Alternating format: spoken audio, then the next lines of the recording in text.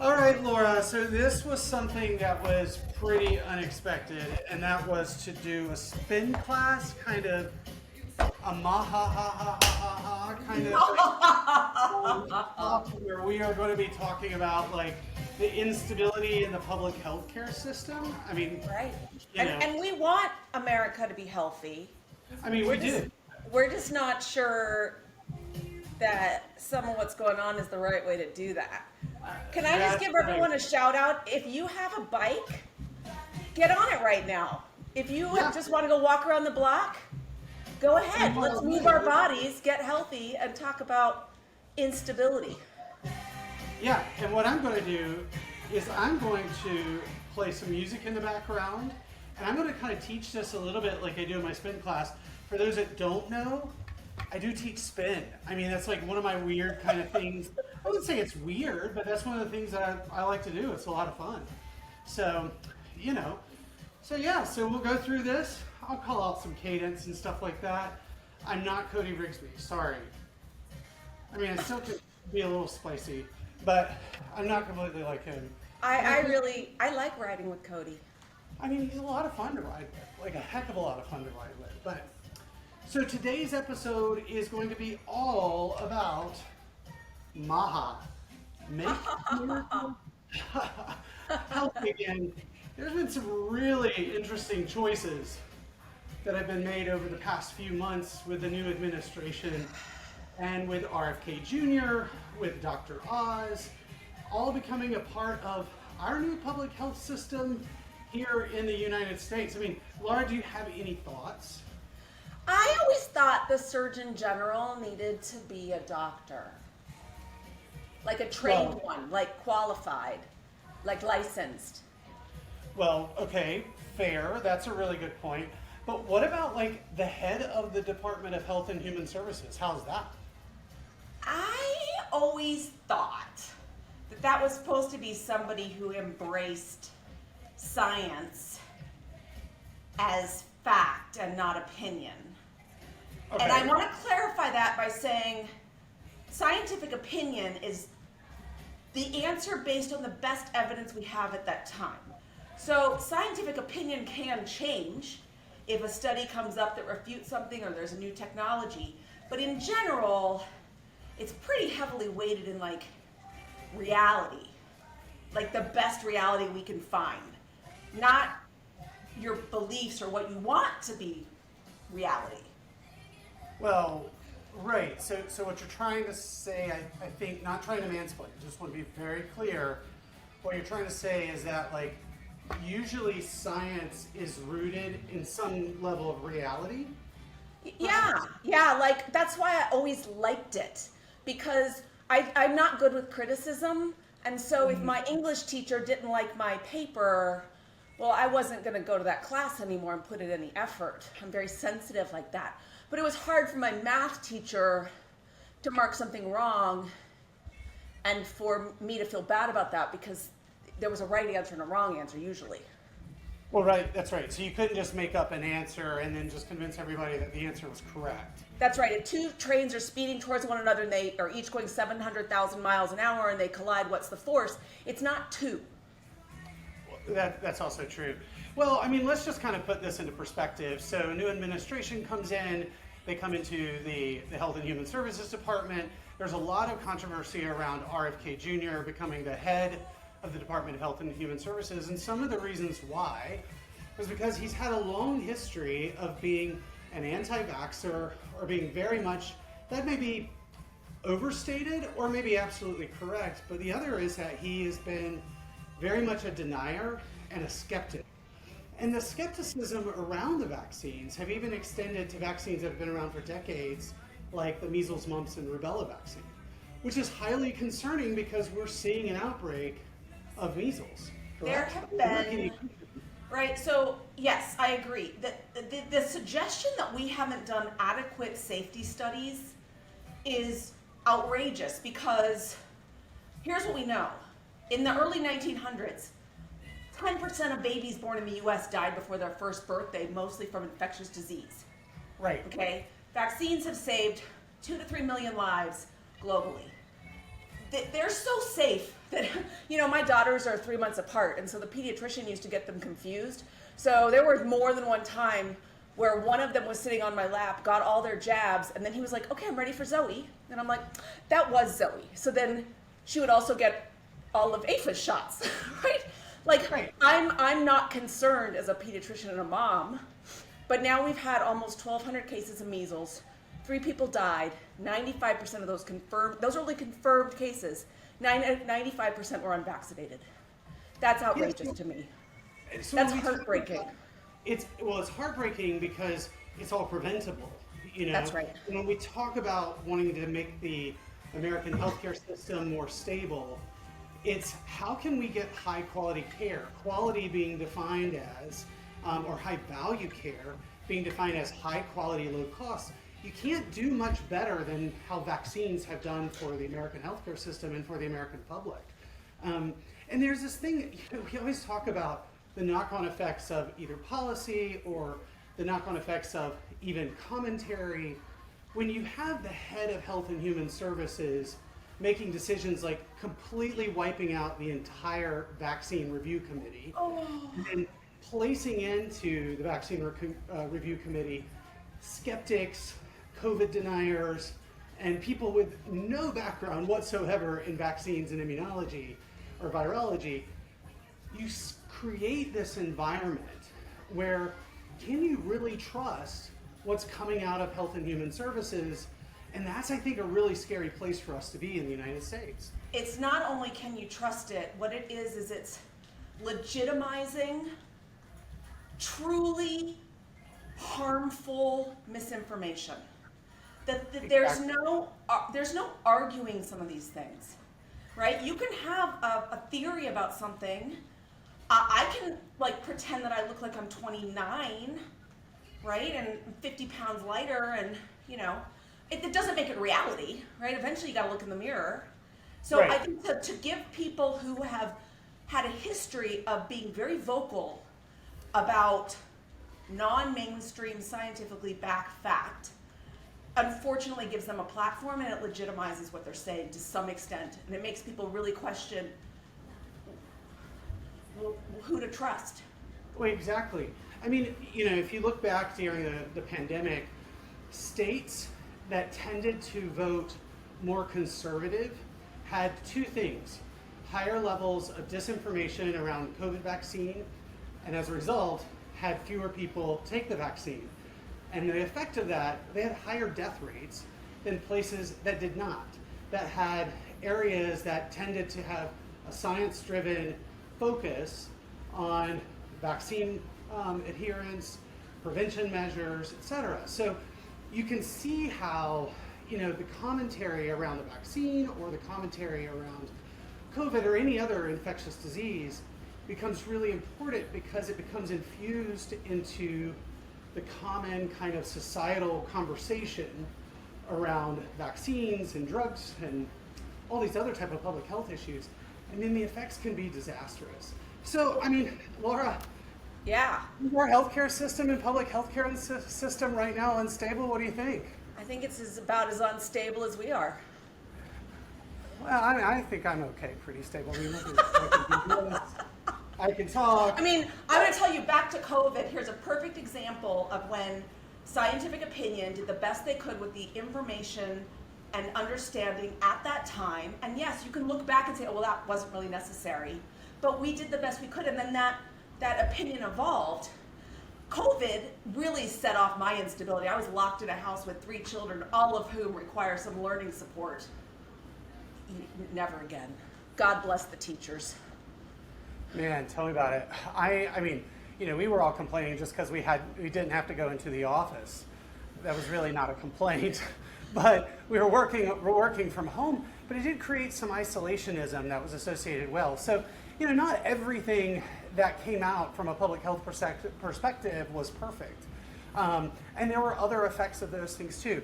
So let's talk about a couple things. I mean, we talked about RFK Jr. Are we done with our warm-up? Do I need, what setting am I supposed to be on? I mean, this is a pretty strong, let me kind of turn this up. I mean, this is Bad Romance from Lady Gaga. Oh. And if you're following, Have you ever had a bad romance? Cadence is in the mid-60s. Where's my resistance? I'm not going to make you do any choreography, but if we wanted to, you could do the choreography. I'm not fucking dancing on my bike. I'll break a hip. Jesus. Okay, I want you to turn up the resistance. 3, 2, 1, let's go. Okay, lay your question on me. Let's see if I can talk and jog. Yeah, I mean, okay, back to us. Sorry, Lady Gaga. But, so like, we've talked about some of the things that make it unstable, like RFK Jr. But what are some of the other issues that you're seeing that make the public healthcare system right now pretty unstable? The lack of respect for the opinion of our major medical associations. You know, that's really hard to swallow when you've dedicated your life to helping people and wanting people to be healthy. I think some of the, we're going to talk more about this in another episode, but some of the nutrition advice, you know, a broken clock is right twice a day. They're not wrong. He's not wrong that we should exercise more and eat more vegetables. It's the raw milk and the listeria outbreak that's certain to happen. You know? Or the E. coli outbreaks. Or the focus on things like raw milk and not vaccines. Oh, well, don't, I mean, I gotta sit down, buddy. I mean, as a pediatrician, you're not sitting down yet? No, I can do a whole class like this. You're gonna do all class standing up jogging?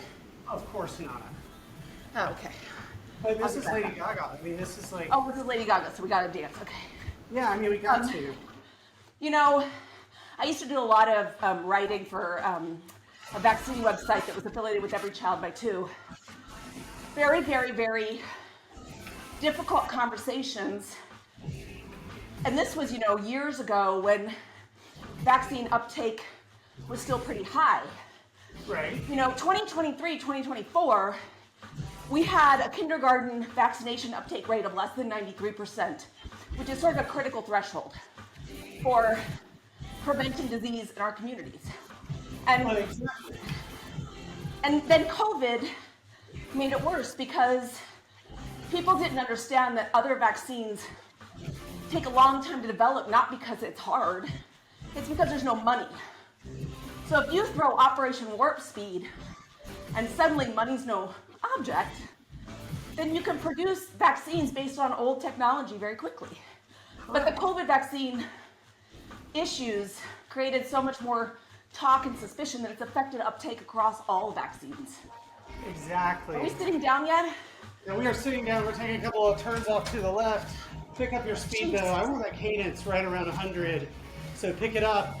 You could want all you want. Doesn't mean you're gonna get. Well, that's when you walk, you turn up the resistance. So we're doing it on the Peloton bikes right now, partially because we want to demonstrate a couple things. You can exercise and you can have a lot of fun doing it. And it's a lot more fun when you're doing it with someone. And that's one of the biggest benefits that you can have. Now, according to the American College of Lifestyle Medicine, you should really get about 150 minutes of moderate exercise. So what is moderate exercise? So right now, I am not out of breath.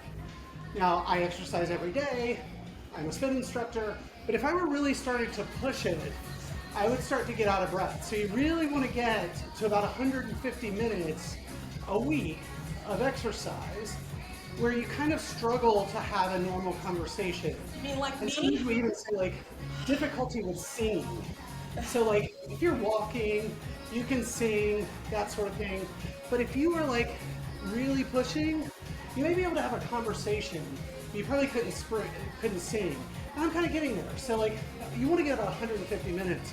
But here's the thing, that's not easy to do for a lot of people. There's a lot of things that are happening in your life, and like these bikes, they're expensive. Going to the gym is expensive. So we have to think about ways and build infrastructure to support people who want to get exercise. Laura, you live in overseas. What are some of the things that you're seeing over in Europe that they are doing to kind of support exercise so that people are getting more activity? Well, I think people underestimate how much activity you can get just walking up and down the hill taking your kids to school. How much exercise you get having 3 children under the age of 3.5. Right. Um, walk to the grocery store, take the stairs instead of the lift. There's so many ways to incorporate just a little bit of activity and movement. I will tell you, everyone knows I'm 53. I'll let you know when I turn 54. All right. It's a lot harder when I'm past 50. I used to weightlift 5 days a week, and I felt great. I have trouble putting on my underwear these days, right? Like, it takes a different time, Because and you're you too gotta tired, you sit can't dig down. down. Like, is it both? What is the reason? Oh, because I'm old? No, I was just gonna say, with age, our bodies age, and you can't do anything about that. But there's Right. never a point that's too late to get into fitness. Just know that if you're older, you need to spend more time on the mobility. You have to spend Right. more time on the flexibility. I need a warm up in the morning just to be able to lift a cup of coffee. But that's okay. You can incorporate that in different ways. Well, that's right. But here's the thing. Like Europe has done a thing where they have said over decades, we're going to focus more on people being mobile, going to work, people like walking to the train, walking to the subway or metro, and that's their way that they get to work. And Yes. one of the reasons why they've done that is because they've recognized that this is more of a social type of construct of how we're going to get people more mobile. There's also a lot of evidence that shows that when you do have public transportation to different areas of towns and cities, you bring economic opportunity. But there's this other type of effect that people are walking. I mean, as you know, I'm in Europe all the time for work. And when I'm over there, every day I'm doing like 10 miles a day of just walking. And that's so dissimilar from when I'm back here in DC and I'm sitting at my desk most of the You day. can't, So- well, you also can't walk in the US the way in many cities, the way you can walk over here. Like, just out my backyard are tons of hiking trails. There are sidewalks. There are crosswalks. You go to the US and there's roads where there's no pedestrian area that's safe. Like, I'm always shocked when I get to the US about the number of cars, how wide the road is. Like, half the time over here, I'd rather walk than get in my car because I'm terrified I'm gonna, a lot of the streets are two-way, but they're only wide enough for one car. Like, that's really difficult for an anxious person. Exactly. Well, but what we did as a nation is we traded individualism around the car and building bigger roads for more of a public mobile system that are moving people around. So that's one of the things where a public policy kind of decision really has impacted the health of us for decades. So I think the take-home point here when it comes to exercise is that, yes, you have to get out there, you have to move, you have to do things, but we can be helped by the infrastructure that's around us, the community that's around us, because going to the gym, going to get on a bike, buying a bike, those sort of things, they're expensive. And there are some other ways that we can have a low-cost solution. One is through public infrastructure, and one is trying to find a place where you can get out there and walk, with the goal being about 150 minutes a week drastically reduces your chance for cardiovascular disease, high cholesterol, diabetes, high blood pressure, stroke, and even people that have had those have a big significant reduction in those type of symptoms or those type of diseases. Okay, so Well, no, I want to go back to that because anybody who's listening who thinks that we're not sympathetic to something, and I think we should call it out. Social Okay. determinants of health are reasons, structural reasons why people really can't access healthy food, exercise, medications, healthcare because of where you live, your income level, your, even within racial disparities. And so exercise is no different than any other reason that people can't access good health care. And I think we should call that out to say those policies go across the complete spectrum of healthcare, and we are sympathetic to that. But it's hard. it's definitely hard. And I think the point here is we're sympathetic to it, and I'm sympathetic to it to the point where we need our legislatures to make our communities safer for exercise. We may need our legislatures and our policymakers to make communities and cities more amenable to exercise. I mean, here in DC, they've made a huge, big change to the amount of biking lanes. And you see a lot of people biking to work today. And fun fact, I did spin class this morning, and a guy was behind me. Now, I drove this morning to spin class because it's several miles away. And when I drove, and there wasn't a place to park my bike. If there were, where I could park it safely, I'd ride my bike. But anyway, he had taken a city bike, and obviously he was not coming here to my house, but he was behind me at one point going to Georgetown Hospital. And I was following him, and then he was following me. He was on a bike, I was in a car. And then we got separated for some point in time, and about 5 minutes later, I'm passing the hospital. He's parking his bike, walking into the hospital. And it's like, okay, so not only has he been able to get a city bike, it was a city electric bike, make that movement throughout the city, he did it faster than the car, and he exercised for a portion of the time. So there's a big component to people's inability to exercise based upon the policy decisions and the infrastructure decisions of their community and of their cities. So, what does it take the message? How do we make it more stable and the health of our population more stable when it comes to exercise? Talk to your congresspeople. Stop having them cut all of these funds for infrastructure. It's a big deal. So, and I think private industry has a role here too. Go to your gym and say, you know what, if there's a crush for babies, how's a mom who's got a new baby who can't afford daycare supposed to get some exercise and a little social time? And then we're talking about like overcoming postpartum depression because you're back in society and you have an hour to yourself and you know your baby's right there. Like all these different things, they all tie together and affect our health. Exactly. Okay, next song, Sia, Beautiful People. Let's take it out. Now it's back in the 60s with a cadence. Now I want you strong on your right. I'm seeing your left foot go down first. Huh? My left foot goes down first? No, you're right. You're riding with the right. I am? I don't know if you can hear it. Well, yeah. Am I supposed to have my left going down first? Yeah. I mean, they're both going down. I don't know how you can say one is first and the other one's second because it's a chicken and egg phenomenon we got going on right now. Oh, you will see when we do a spin class together, my dear. There is a difference between leading with the right and leading with the left. There we go. Now my feet are left to right with yours. That's there. Did that make all the difference? Yeah, I'm in the low 60s on the cadence. I'm at 65 with a resistance of 46. Well, that's good. Good job. Keep it up. Push. You're like, your resistance is what, in the 60s? 60, but that's okay. Jesus. Women have different bodies than men. Really? I didn't know that. Yes, there are actual sex differences, and we're going to get onto this next. Sex differences. Okay, let's talk about it. Take a seat. Oh, thank God.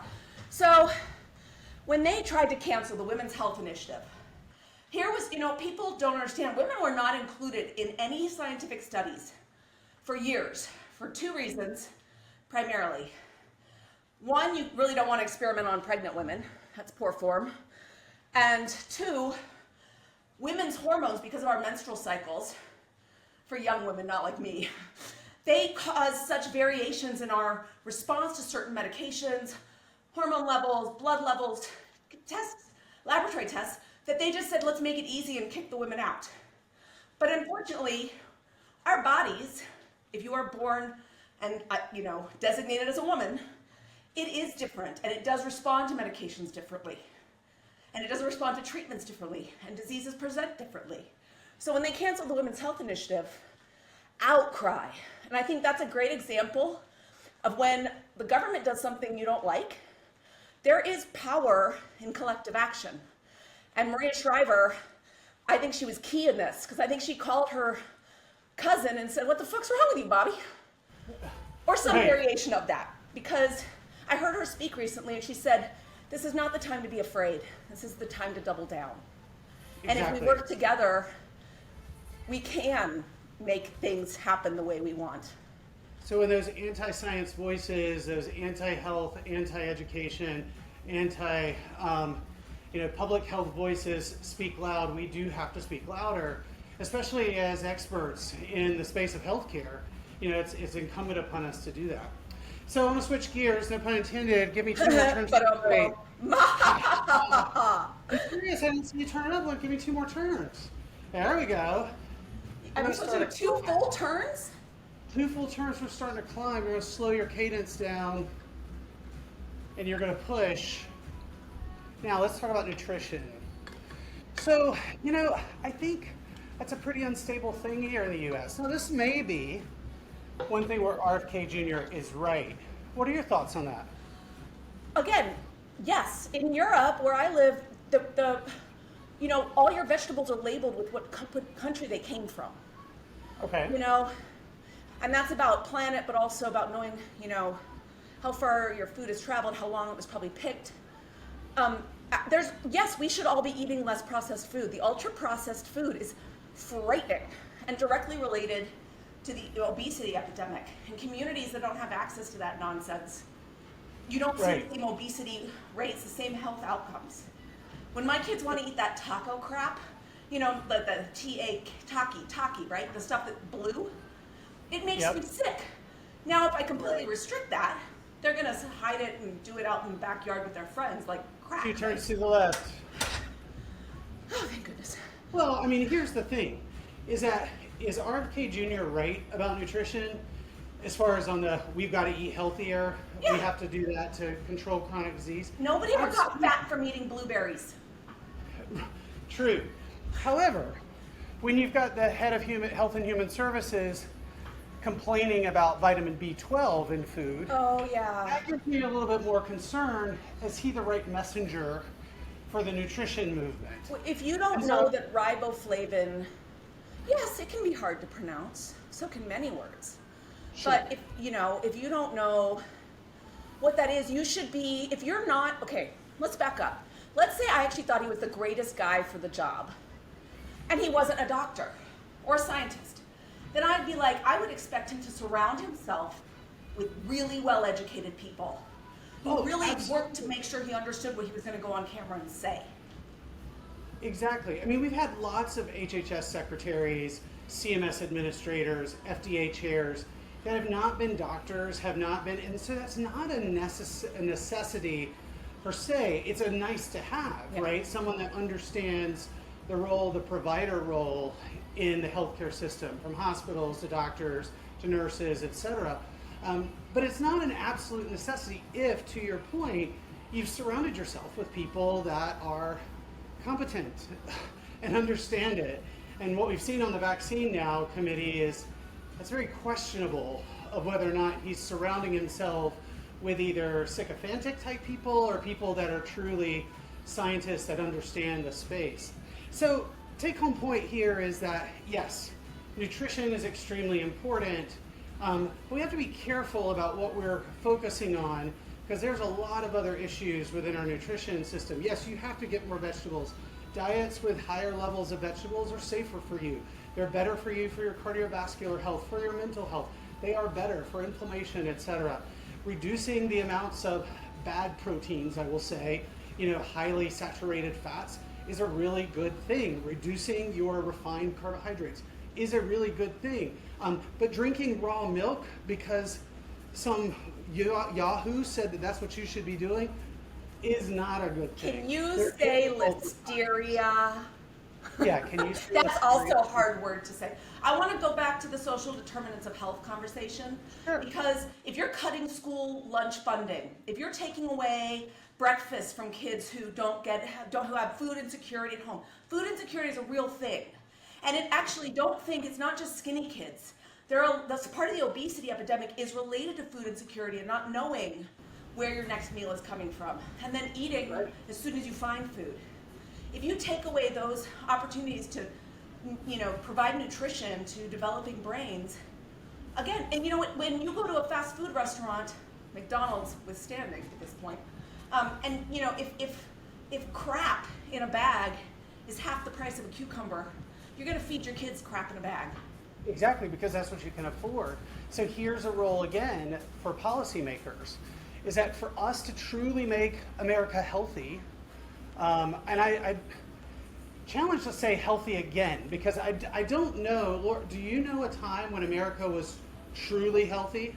I'm going to go back to the early 1900s when 1 in 10 babies, you had to have 10 babies because 1 in 10 died, and if you wanted to have like a surviving child, you had to have 6, 7, 8 kids. Well, there's that, and also the lifetime expectancy, the life expectancy rates were much lower than they are now. a large portion because of the lack of antibiotics and vaccinations, et cetera. So as we are looking at this, to be healthy, it's really, I would say, a misnomer or a misstatement to say that we are going to be healthy again. Probably the healthiest we were as a country was just immediately before the pandemic. Right. And then we weren't healthy then.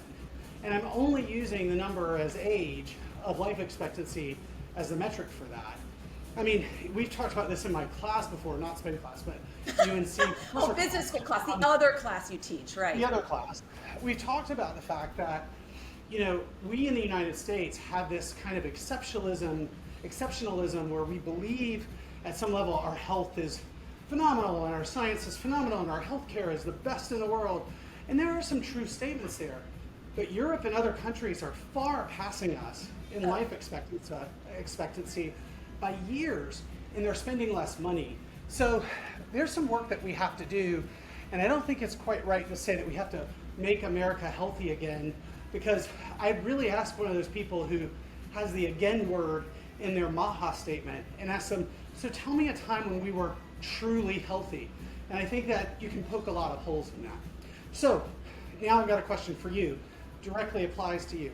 So one of the big areas of focus, and this came out in Politico recently, was how RFK Jr. has drastically changed the entire health and human services ecosystem, from funding cuts to changes in leadership, etc. But there's been a lot of concern about how good that is for our future state. So tell us about how that is directly affecting an entrepreneur, someone who's doing work in the women's health space. And we're going to take it out of Sal for this one. Oh, of course we do, because it's my turn to talk, so let's make the middle-aged lady breathless.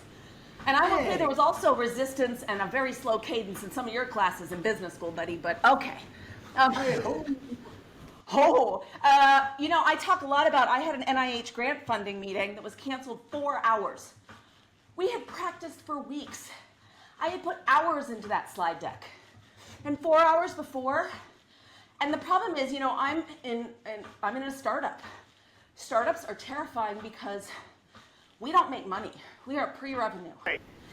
And that means we are constantly in the red, and you are constantly looking for funding. And if you think you're getting a check, and then that check is gone, that can actually change the entire future of your company. And if we want innovation, then we need to be funding that. Correct. Well, here's the thing we have to think about, too.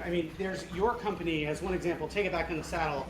There's one company that's an example, and there's many, many others that are worried about, hey, how do I commercialize my product in the United States, considering the chaos? How do we get a meeting with the FDA when exactly. so many phone numbers and emails are bouncing back? Because people have left. It's thought to be more than 20% of the federal workforce around healthcare has been cut. Now, don't quote me on that number, but that was one that I read just a few months ago, and I'm sure that it's gotten worse. And what's happening, exactly what you've talked about, is that you send an email to someone, it bounces back, or the plan that was in place for you to go before the FDA or go to the NIH for a grant or to have conversations with CMS, those can't happen anymore because those people aren't there anymore.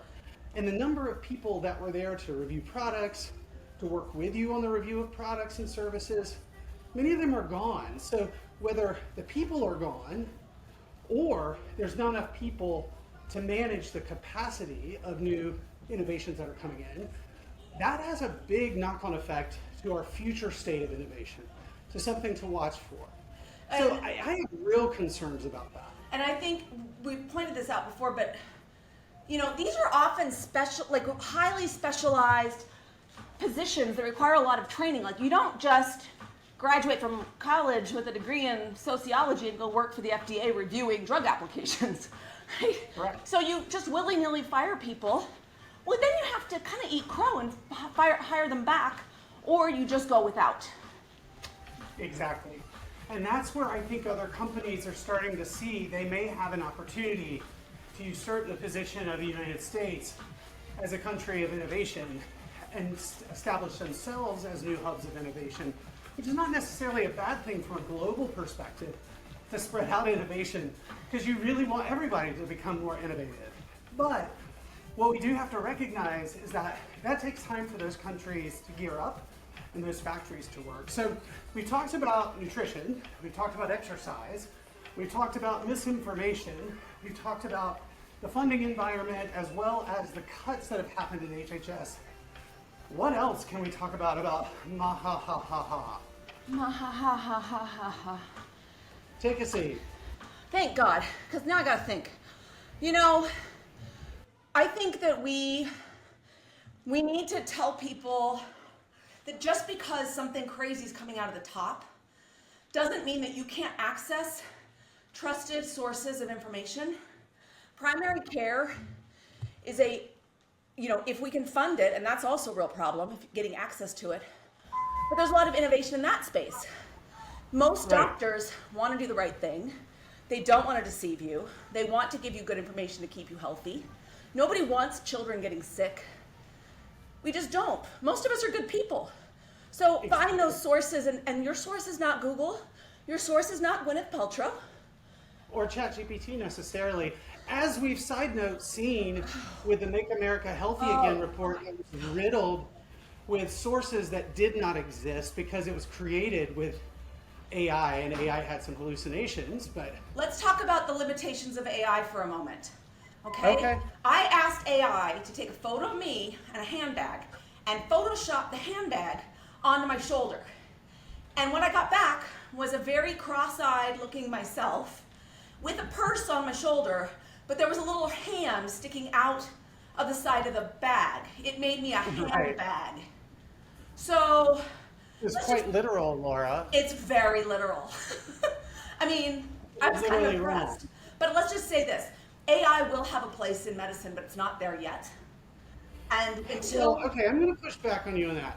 It is there. It's already been there. It has been going on for decades. Take, for example, our EKG machines. Yes. And they're damn smart. Oh, yeah. I don't know how to read an EKG. However, even though that it has been there, there's a requirement to have a human oversee and look over that information to ensure that it's accurate. And that's why we still need to have smart people and not just depend on AI.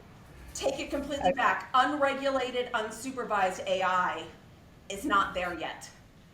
And if if any one of us had given a patient, diagnosis and prescription plan that had 50 false citations in it, we'd be fired immediately. Well, exactly.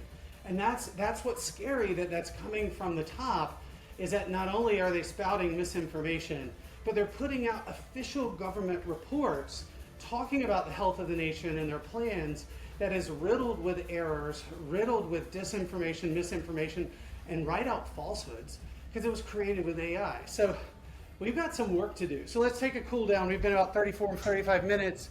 I don't know how many calories that you've burned in this last 30-ish minutes. Mine didn't tell me. I did 10.28 miles, 261 calories it tells me, but I think that's a lie. I think it was at least 7. No, I mean, that's great. I've done 9.37. You've gone faster than me. I have. Did you notice I was breathy? Well, okay, sure. Not in a sexy way. Well, but I did 16 miles this morning. We're competing right now. I lifted weights. Now it's a competition. On your nose. Huh? See, competition is good. I just will say, one of the things that I love about going to the gym, love about teaching spin class, love about being at SoulCycle or a spin studio, is that energy you get from other people when you're working out. It kind of pushes you. And then, when I get up early to do a spin class at like 6:30 in the morning or 7 in the morning, it's one of those things where it's like, oh, I want to just go back to sleep. But I really do know that as soon as I get through that class, I've burned the calories for the day, I've had a really good time, I've made some connections with people. There's that competitive, I'll say competitive energy, but not in a negative way. Like, you really are trying to build other people up and yourself up. And then you kind of get into class, you're like, okay, I'm done for the day. And it's pretty amazing. It's pretty awesome. So, Yeah, whatever works for you. I follow an app that tells me what my workout is every day and when my rest days are. And I'm so anal that if I don't get to check every box, like I get really bent out of shape. So that's what I'm using right now. Exactly. I mean, I think that's another way of kind of that gamification of keeping you healthy. So, you know, we talked about a couple of ways that you can stay healthy, whether it's like walking more, trying to be in a park or a community that allows you to do that. Of course, that's very challenging. There are some things that you can do from home. We've talked about some nutrition, eating more vegetables, reducing down your saturated fats. But that's also challenging if you are restrained on your economic resources, because the system right now is pretty unstable around nutrition and not set up in a way that helps people eat healthy. We've talked about the concern around misinformation around vaccines and the concerns from the leadership at the top around health and human services right now and public health. We've discussed the cuts that have happened and the real concerns. I mean, when you kind of take all these different pieces, Laura, it's pretty overwhelming. It's overwhelming, but you know what? Dear public, you have me and Dr. Adam here to give you truth while we work on our glutes. Truth. We're working on the and case. glutes. Exactly. Well, listen, this has been a lot of fun. Yeah, thanks for that. Really enjoyed myself. I did, actually. It was a good time. I will do this again have soon. a wonderful day, Laura. Okay. I will talk with you soon. All right, see you. Bye. Bye. Thanks for tuning in to Unstable Vitals. If you enjoyed this episode, make sure to follow us for more unfiltered conversations on the pulse of healthcare. Connect with us on LinkedIn or visit unstablevitals.com to stay in the loop. And don't forget, real change starts with real talk. See you next time.